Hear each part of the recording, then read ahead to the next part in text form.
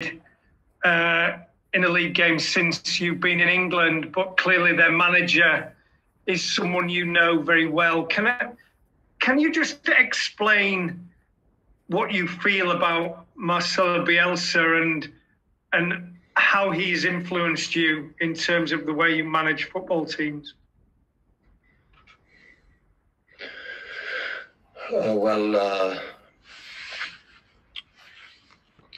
What could I say? I think he's probably the person who I admire the most in world football as a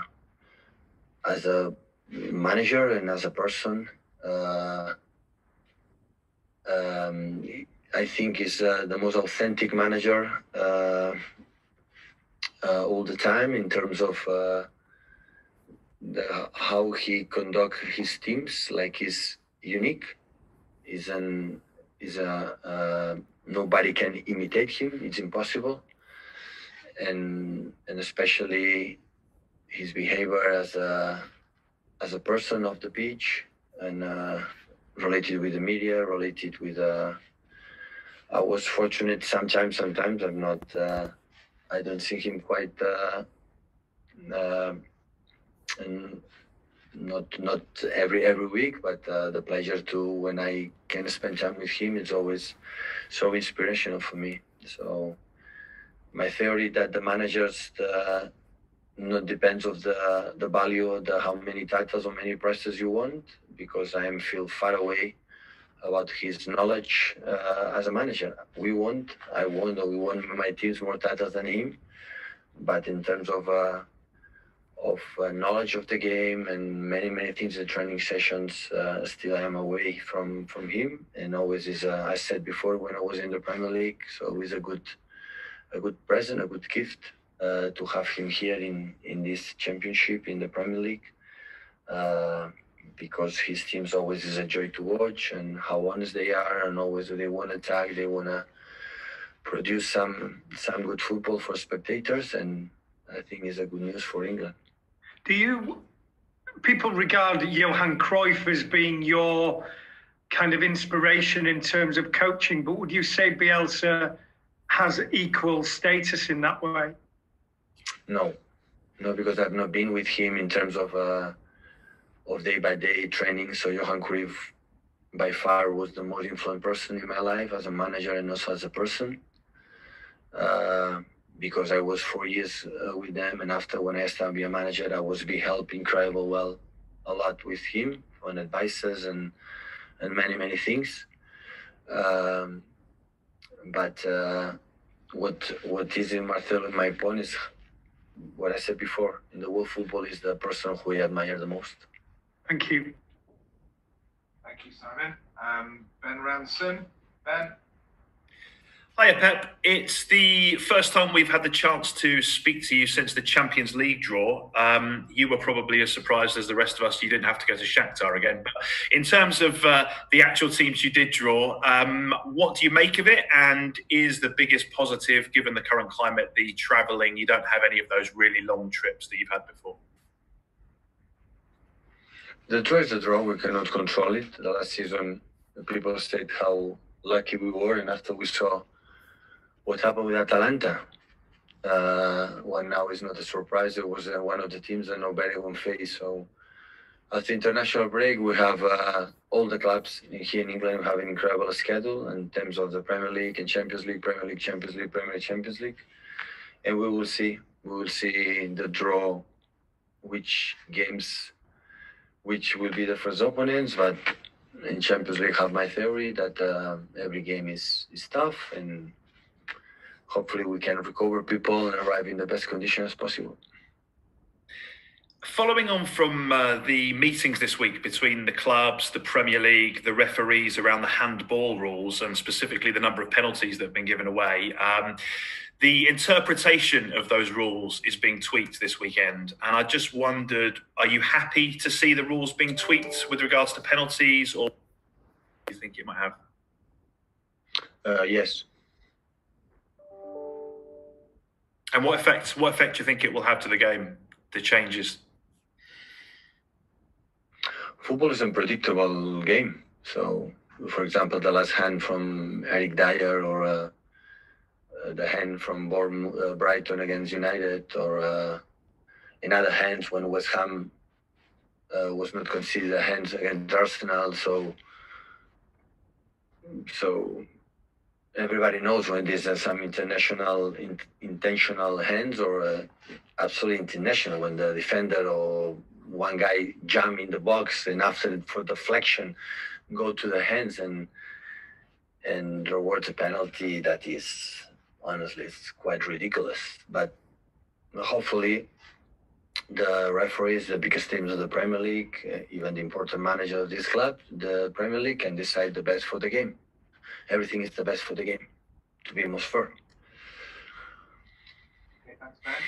We have a question from Jim Conlon. Hello, Pep. Just in relation to this weekend, Leeds play a sort of possession-type game, build up from the phases, ball retention. How important is going to be your counter-attacking game to press Leeds high up the field and then punish them then on the counter-attack with the pace of Mahrez, with the pace of Sterling, and with the pace of Jesus? So do you need to really push up and meet Leeds in their own box and stop them building up from the back? Every game has his own specific things, so we expect against Leicester that they did high pressing. It didn't do it once, and even with 5-2. So against Barley, they made high pressing, and no Leeds, they have a specific way to play, completely different than other team in the Premier League. And of course, we have to adapt, but we have to try to do our game, but they have to adapt to us as well. So, of course, but not just a specific point for the counter-attack. There are many, many aspects in every game. Always have to try to be control it without the ball, transitions and set pieces and so on. Okay, thank you. Sam Lee. Hi, Pep. Yeah, a couple of things on Marcelo. Have you spoken to him this week, recently, about the game? And and second of all, you've talked just then about that every game has its different demands, and you've spoken about Marcelo and the qualities of his teams. But when you analyse games against his sides, what do you have to tell your players to be specifically alert to and look out for? They are a team. They do exactly what they have to do, specific, individual. They have a partners, the opponents, and they know exactly what they have to do. So they are a team. So they fight each other. They arrive with a lot of people in the box, and they defend a lot of people in their box with incredible efforts, the 30, 40, 20 meters. They have a good build-up, and in the right moment arrive with a lot of players. So yeah, it's a good team. Is all the Marcelo teams. I played, I think, 3 times in Barcelona against Bilbao when we were there. And all games were so complicated, difficult, and expected in the terms that what you face usually during the league, when you play against his teams, is completely different. And the approach is different. The way you have to attack and defend is completely different.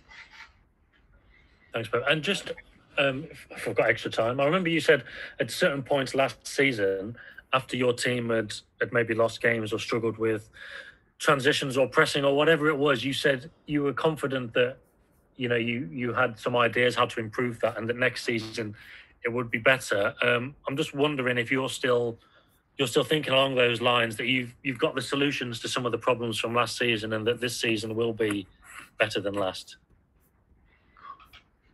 The way we play it, always will get transitions. If I don't want to get transitions, I set up back in my box 11 players, I will not get transitions. So it happened for the day one I was a manager, I got transitions.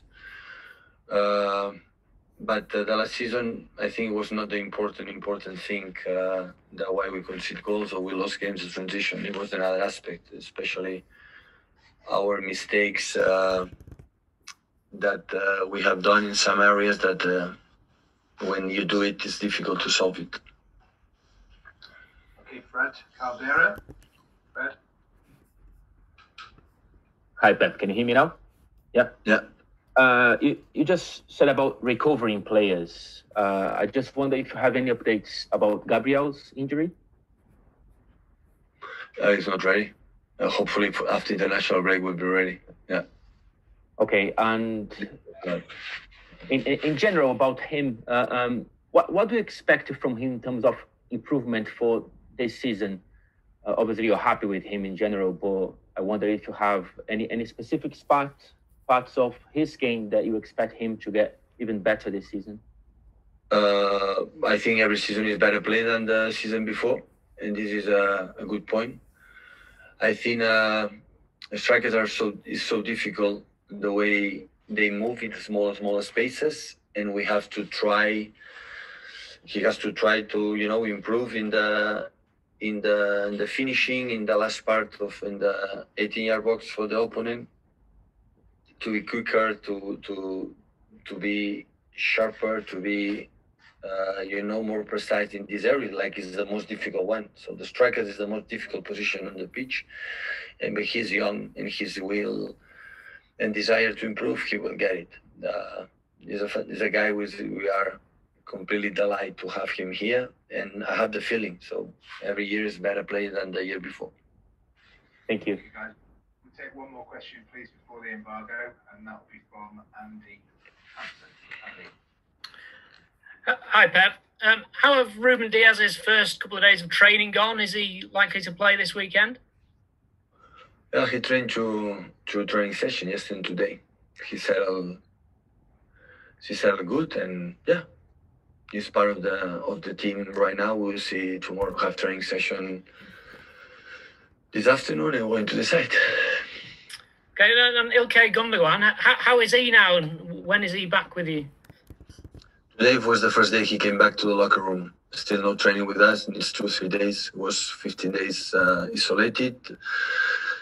And today was the first day. We'll training the last 2 or 3 days. And this international break, he will training with the rest of the players are here, and we're going to see. Thank you. Thank you, Andy. Guys, we'll now do the usual 10:30 embargo for this evening.